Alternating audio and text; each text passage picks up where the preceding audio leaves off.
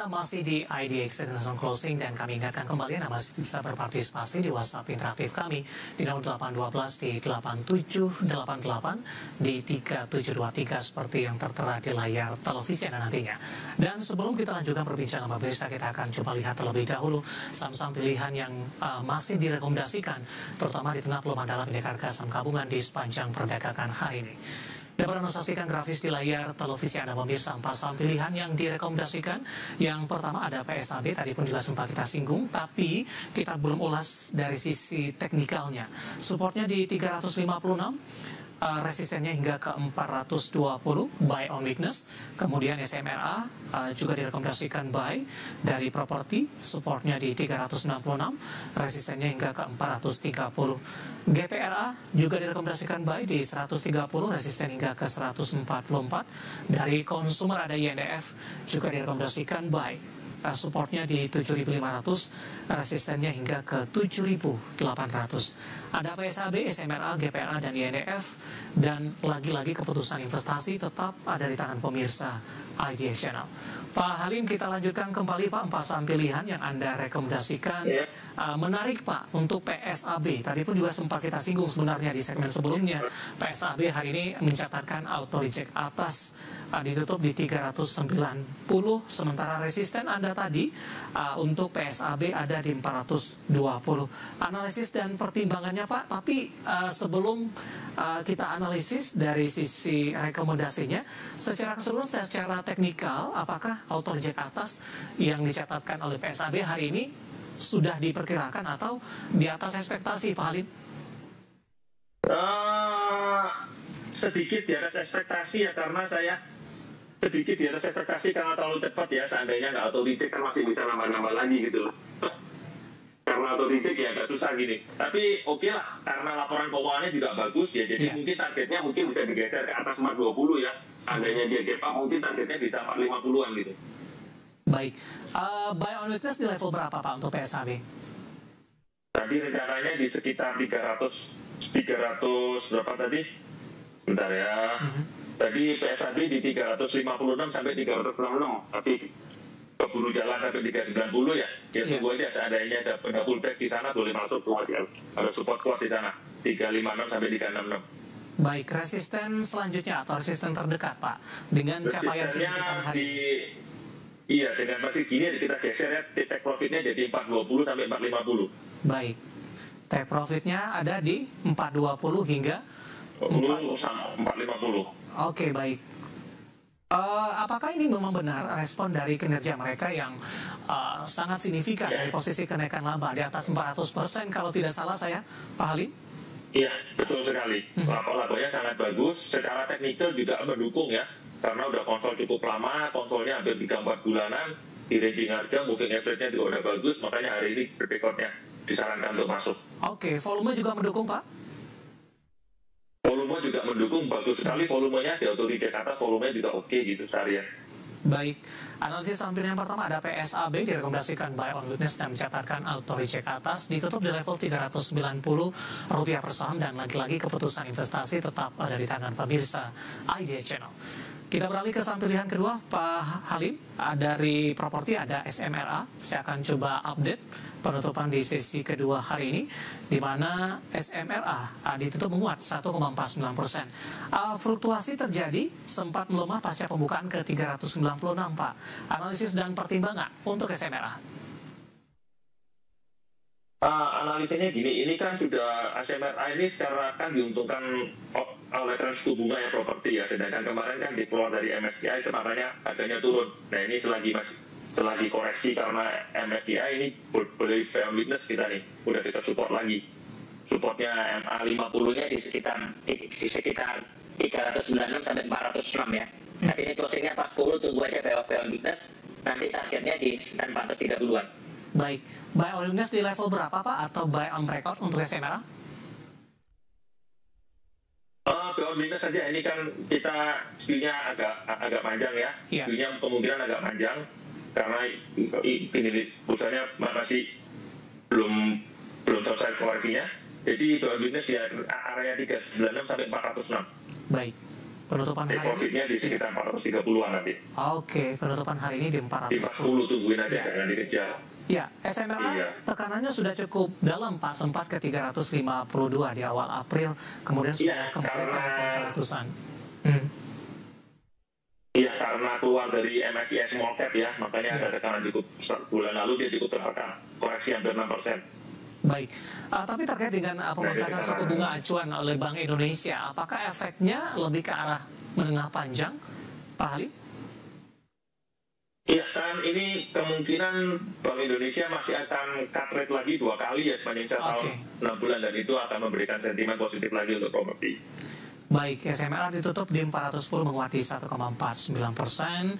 Tadi supportnya di 396 hingga ke 406, dan ini juga merupakan level buy on weakness untuk SMRA. Kita beralih ke saham pilihan yang ketiga, Pak Halim, ada GPRA. Saya juga baru mengenal nih Pak saham ini.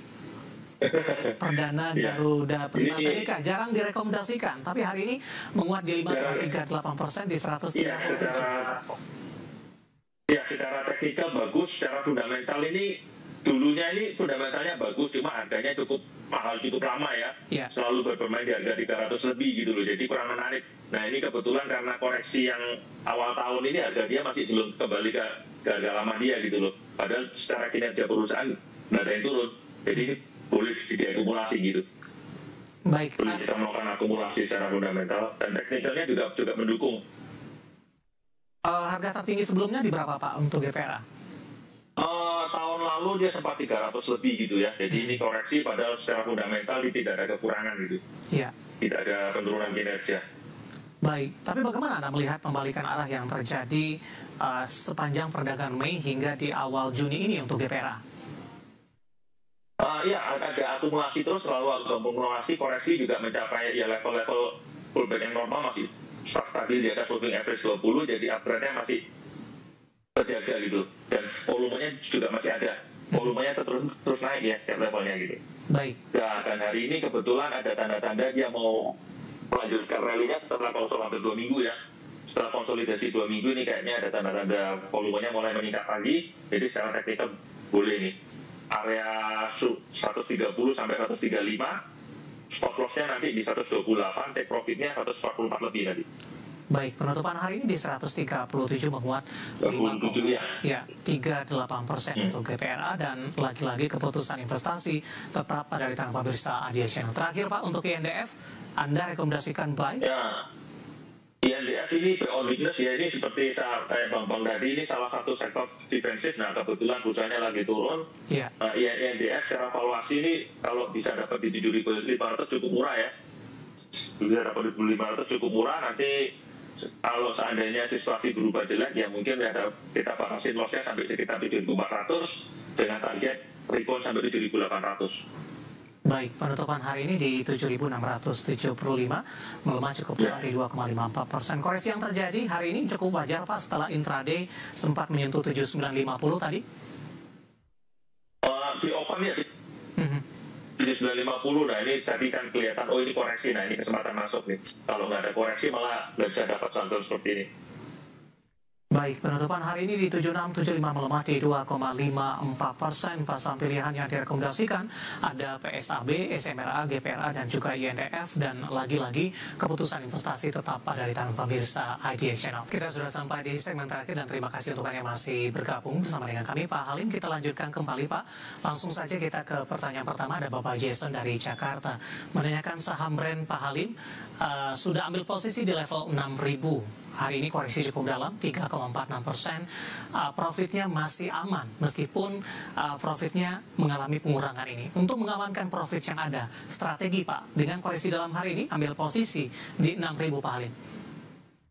Wah, kalau 6.000 ini agak susah karena titik stop loss dia di 6.000 ya.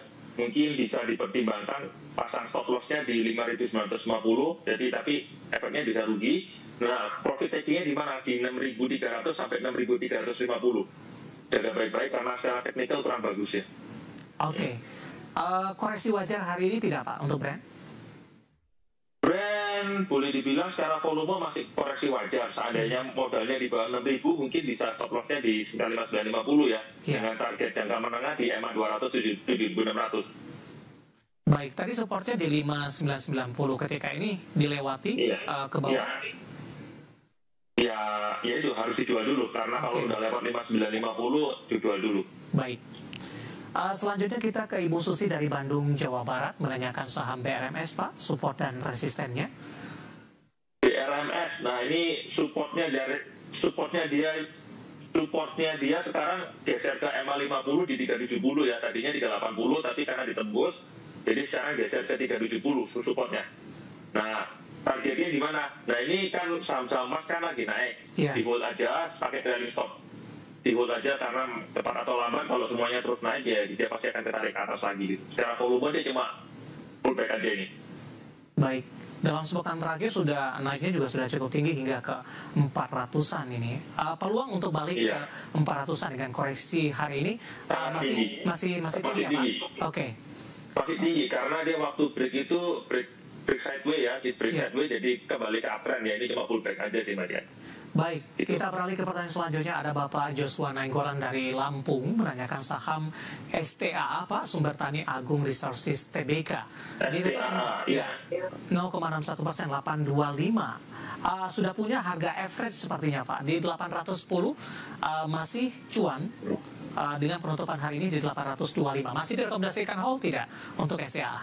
Masih, secara fundamental ini masih oke, artinya dia masih naik, di hold aja Pak. Ini sedang konsolidasi setelah terkoreksi cukup lumayan ya, dari 910 terkoreksi sampai 600 sampai 800 ya, hampir 10%. Di hold aja dulu, nanti siapa ada pullback mungkin bisa naik sampai 850 870-an untuk profit taking. Tapi secara teknikal dia sedang membentuk formasi bottoming ya, positif divergence ya. Ya, sudah mengalami pelemahan yang cukup dalam. Sebelumnya sempat berat di atas level 900. Kita beralih ke pertanyaan selanjutnya Pak Halim. Ada Bapak Sihotang dari Medan menanyakan saham cuan Pak. Saya akan coba cek penutupan hari ini di tengah saham-saham grup Prayogo Pangestu hari ini rata-rata cenderung tertekan. Cuan masih bertahan di zona hijau Pak. Intraday hari ini sempat ke 12.050. Sementara Bapak Sihotang punya di 11.475. Memanfaatkan profit yang sudah ada untuk cuan. Kalau 11.400 modalnya 11.400 gini aja dilihat, karena posisinya juga cukup mepet ya. Besok coba sell on strength dulu. Kalau nggak bisa tembus 12.100 baiknya sell on strength dulu. Tapi seandainya tembus 12.100, trailing stopnya boleh dipasang di 12.000. Secara overall dia masih uptrend, walaupun kekuatan uptrendnya mulai melemah ya. Baik. Jadi pasang trailing stop. Oke, ketika skenario-nya sell on strength tadi Pak, buyback lagi direkomendasikan tidak dalam waktu dekat untuk cuan? Selama dia nggak bisa lewat 12.100 jangan di buyback, jangan nambah posisi dulu. Baik, buy on record berarti ya Pak ya di 12.100? Iya. Oke. Baik, jawaban untuk Bapak Sihotang dari Medan untuk cuan di 11.475. Selanjutnya tidak menyebutkan nama dan lokasi Pak, menanyakan saham Goto turun terus.